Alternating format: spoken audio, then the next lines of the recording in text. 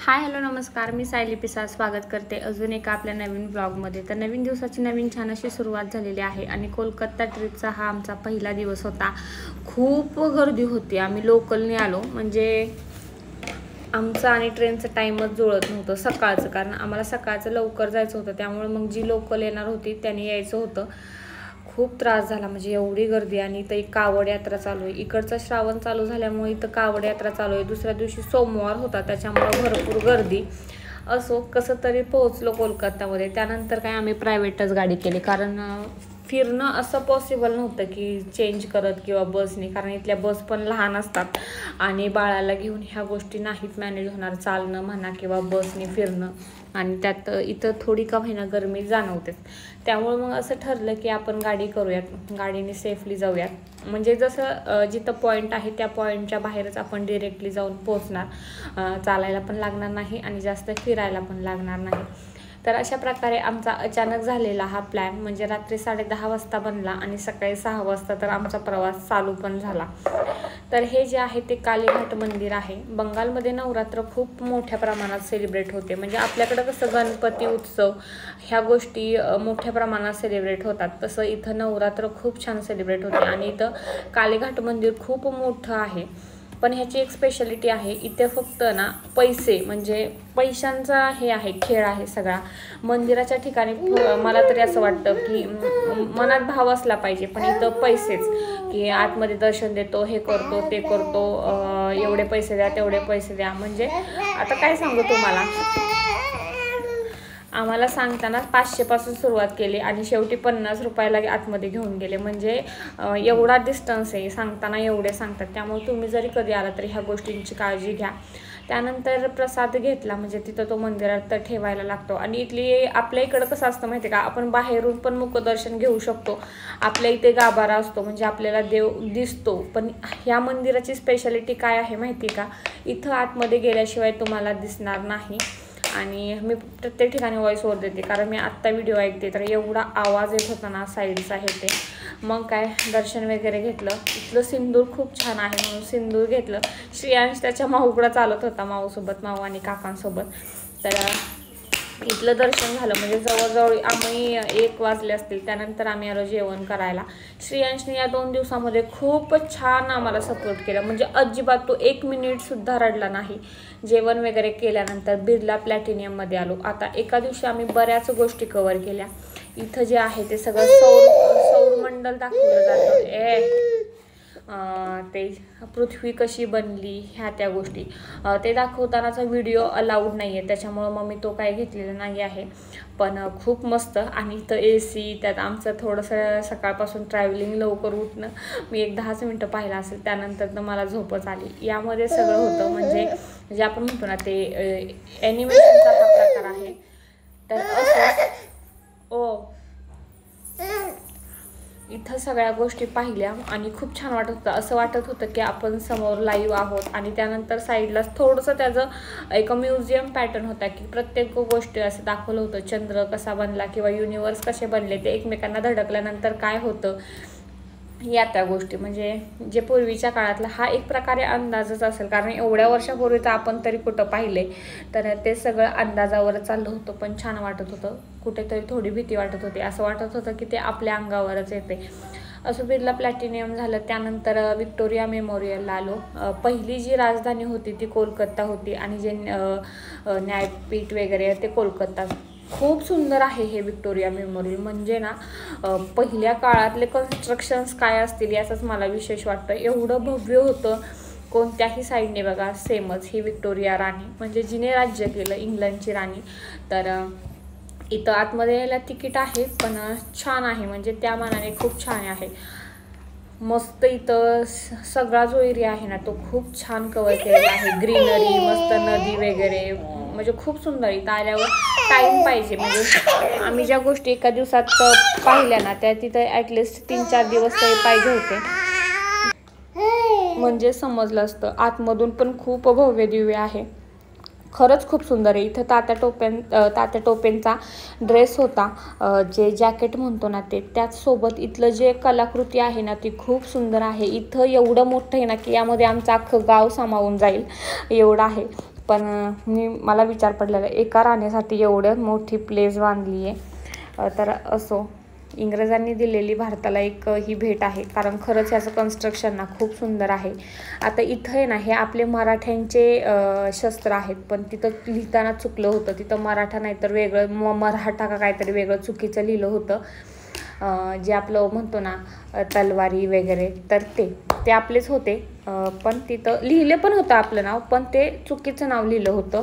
त्यानंतर प्रत्येक ठिकाणावरून इंग्लंडने आणलेल्या गोष्टी इथं होत्या. आता इथं मला जास्त दाखवायला जमलं नाही, कारण म्हणजे कंटिन्यू वर खाली हा भरपूर मोठा आहे. म्हणजे वर पायऱ्या चढून पण देतात. वेगवेगळ्या गोष्टी आहेत इथे. त्यासोबत वेगवेगळे बंदुकी ज्या त्या काळात यूज केलेल्या आहेत त्या सगळ्या स्टोअर केलेल्या आहेत. व्हिक्टोरिया मेमोरियल पाहिल्यानंतर हा हावडा ब्रिज, जो की मी कालच्या ब्लॉगमध्ये पण दाखवलेला आहे. इथं काय आम्ही थांबून स्पेशली फोटोज वगैरे क्लिक केले नाही, कारण आम्ही 2 दिवस फिरलो. 2 वेळा, 1 दिवसातून 2 वेळा तर हावडा ब्रिजवरून ये जा केलीच. त्याच्यामुळे म्हणजे इथं काय फोटोज काढण्यासारखं नाही. फक्त हा ब्रिज खूप सुंदर आहे, लांब आहे. आणि याची स्पेशालिटी काय आहे ती मी कालच्या ब्लॉगमध्ये सांगितलंच, की याला 2च पिलर आहेत, एक एंडला आणि एक स्टार्टला. बसमध्ये कोणतेही पिलर नाहीत. त्या 2 ह्याच्यावरच हा एवढा भला मोठा उभारला आहे. त्यानंतर आलो इंडियन म्युझियममध्ये, जे की कोलकातामध्येच आहे. इथे वेगवेगळे सांगाडे वगैरे ठेवलेले आहेत. काही रिअल आहेत, जे हे आहेत ना ते रिअल आहेत, आणि काही हे आहेत म्हणजे आर्टिफिशियल आहेत बरं का. म्हणजे तिथं ते तसं खाली लिहिलेलं आहे कोणते रिअल आहेत कोणते नाहीत. इथं वेगवेगळ्या प्राण्यांचं होतं. म्हणजे एवढं भारी नाही इंडियन म्युझियम, की तुम्हाला यामध्ये प्राचीन शिलालेख, त्यासोबत प्राचीन मूर्त्या किंवा बौद्धांची लेणी, ह्या बऱ्याच गोष्टी तुम्हाला इथे पाहायला मिळतील. कोलकाता पाहायचं असेल ना तर कमीत कमी 3 ते 4 दिवस पाहिजेत. आमच्यासारखी धावपळ करण्यात काहीच अर्थ नाही. आम्ही कुठलीच गोष्टीचा व्यवस्थित आनंद घेतला नाही, कारण दमल्यासारखं होतं. जास्त इथं आल्यापासून चालायची सवय नाही, मग एवढं चालायचं. हे म्युझियम फिरायचं म्हटलं तरी भरपूर चालायला लागतं. खालचा फ्लोअर, वरचा फ्लोअर, त्यात पण भरपूर चालायला आहे. म्हणजे बऱ्याच गोष्टी आहेत. त्यासोबत व्हिक्टोरिया मेमोरियलला पण खूप चालायला लागतं. तर सगळं आहे यामध्ये, धान्य, प्राणी, पक्षी, परत जे आपण म्हणतो ना माशा वगैरे, कुठलीच गोष्ट यात नाही अशी नाही. अगदी दगडांपासून सगळ्या गोष्टी एक्सप्लेन केलेल्या आहेत, पूर्वीपासूनचे येणारे. हे जे स्केलेटन्स आहेत ते ओरिजिनल आहेत, म्हणजे इंडियन एलिफंट जे आपले हत्ती आहेत, आणि भरपूर मोठे मोठे त्यांचे सांगाडे वगैरे आहेत, स्केलेटन्स आहेत ते खूप मोठे आहेत. त्यानंतर वेल मासाचं, जो की खूप लांब असतो, मोठा असतो, भव्य असतो, त्याचं पण म्हणजे ज्यांना बायोलॉजी, झूलॉजी किंवा हिस्टोरिकल गोष्टी पण यामध्ये भरपूर आहेत. त्यामध्ये इंटरेस्ट आहे ना, त्यांनी एकदा इंडियन म्युझियम कोलकाता इथे नक्की व्हिजिट करा. खूप छान आहे. आमचं एक स्टॅमिना थोड्यापर्यंतच होता, त्यानंतर पाय भरपूर दुखायला लागले, मग काय संपला. पूर्ण बघितलं तसं, पण आम्हाला टाईम लिमिट असल्यामुळं, कारण आम्हाला गाडीवाल्याने संध्याकाळी 6 वाजेपर्यंतच फिरवणार असं सांगितलं होतं. त्यानंतर त्याचा चार्ज संपणार होता, त्यामुळे आम्हाला 6 वाजेच्या आतमध्ये ह्या बऱ्याच गोष्टी कवर करायच्या होत्या. तर हे जे आहेत ते आर्टिफिशियल्स आहेत, आणि हे जे आहेत ते ओरिजिनल आहेत स्केलेटन्स. प्रत्येक प्राण्याचं आहे. मला तर विशेष वाटतं यांना एवढं भेटलं कुठून, म्हणजे प्रत्येक प्राण्याचं वगैरे बघताना खूप भारी वाटत होतं. म्हणजे इथं आल्यानंतर कुठंतरी वाटलं की ठीक आहे, आपण जे तिकीट पे केलं आहे त्यातून काहीतरी त्याच्या डबल घेण्यासारखं काहीतरी आहे. नाहीतर काही ठिकाणी ना सगळा पैशांचाच बाजार होता, फक्त घेताना पैसे आणि त्यानंतर काहीच नाही, अशा गोष्टी होत्या. आम्ही जेवायला थांबलेलो ते पण म्हणजे त्या मानाने खूपच हाय होतं. असो, जे हे आहे ते हे पण स्केलेटन, हे हरिण आहे. पहिलं आम्हाला वाटलं डायनासोरच आहे, नंतर शिंग वगैरे बघितल्यानंतर समजलं. हे जे व्हिडिओज आहेत ते यांच्या मोबाईलमधले आहेत, कारण माझा मोबाईल ऑफ झालेला, म्हणजे फक्त 7 ते 8% चार्जिंग असतं, ते पण इमर्जन्सीसाठी ठेवलेलं म्हणून. तर आम्ही पाहत होतो, आणि इथे सगळं जे होतं ना ते दगडांचं होतं. म्हणजे कुठल्या काळातला दगड, कुठल्या किंवा कोणत्या दगडापासून कोणत्या गोष्टी बनवल्या जातात किंवा गेलेल्या आहेत, ह्या गोष्टींची इन्फॉर्मेशन होती. इथे सगळ्या गोष्टी एक्सप्लेन केलेल्या होत्या. म्हणजे हे इंडियन म्युझियम आहे ना ते खूप भव्य दिव्य आहे. इथे तुम्हाला 2 ते 3 तास फिरायला म्हणजे ते सुद्धा कमी पडते. प्रत्येक गोष्ट जर डीपली पाहायची म्हटली तर आम्ही एका तासात हा पटपट फिरून घेतला. म्हणजे ज्या गोष्टींना आम्हाला माहिती आहे त्या गोष्टी आम्ही पाहिल्या, ज्या आम्हाला माहितीच नाही तिथं आम्ही गेलो पण नाही. कारण न जाण्याचं कारण म्हणजे आमच्याकडे टाईम लिमिट होतं. कारण त्याने सांगितलेलं 6, जास्तीत जास्त 6:15 तोपर्यंतच हे. त्यानंतर म्हणजे आमचं आणि त्यांचं कॉन्ट्रॅक्ट संपलं. त्यानंतर मग तो आम्हाला नाही सोडणार. आम्हाला त्यांनी कोलकाता हावडा स्टेशनपासून रिसीव केलेलं आणि तो तिथंच रिटर्न नेऊन सोडणार होता. तर त्यानंतर हे जे आहे ना, तो ॲम्बियन्स आहे मधला पेस आहे तो म्हणजे ह्या इंडियन म्युझियमचा. बघू शकता केवढं मोठं आहे आणि हे सुद्धा इंग्रजांनीच बांधलेलं आहे. म्हणजे ज्या कोलकात्याला ह्या गोष्टी मिळालेल्या आहेत ना, त्या इंग्रजांनी दिलेल्या भेटी आहेत बरं का. त्यानंतर हे जे आहे ते शिलालेख वगैरे खूप सुंदर आहेत. हे जे आहे ते ओरिजिनल आपलं आहे. म्हणजे आपल्या प्राचीन शैलीतून हे आलेलं आहे. मूर्ती वगैरे खरंच काही गोष्टी आपल्या पण खूप छान आहेत. असं ज्या ह्या दगडातल्या गोष्टी पाहिल्या ना की असं वाटतं की त्यांच्यापेक्षा आपलं कन्स्ट्रक्शन छान आहे. फक्त त्यांचं कसं त्यांचं आहे तसं राहिलं, आपलं मात्र खूप गोष्टी नाहीशा झाल्या. तर हे जे आहे ते इंडियन म्युझियम आहे. आणि असं नंतर स्ट्रीट शॉपिंग केली आम्ही. एका दिवसात ह्या भरपूर गोष्टी पाहिल्या. सगळ्यात आधी कालीघाट मंदिर पाहिलं, त्यानंतर बिर्ला प्लॅटिनियम पाहिलं, त्यासमोर चर्चसुद्धा आहे तो सुद्धा पाहिला. त्यानंतर व्हिक्टोरिया मेमोरियल पाहिलं. त्यानंतर मग इंडियन म्युझियम पाहिलं. त्यासोबत इंडियन म्युझियमच्या साईडलाच आपलं जे स्ट्रीट शॉपिंग असतं ते सुद्धा पाहिलं.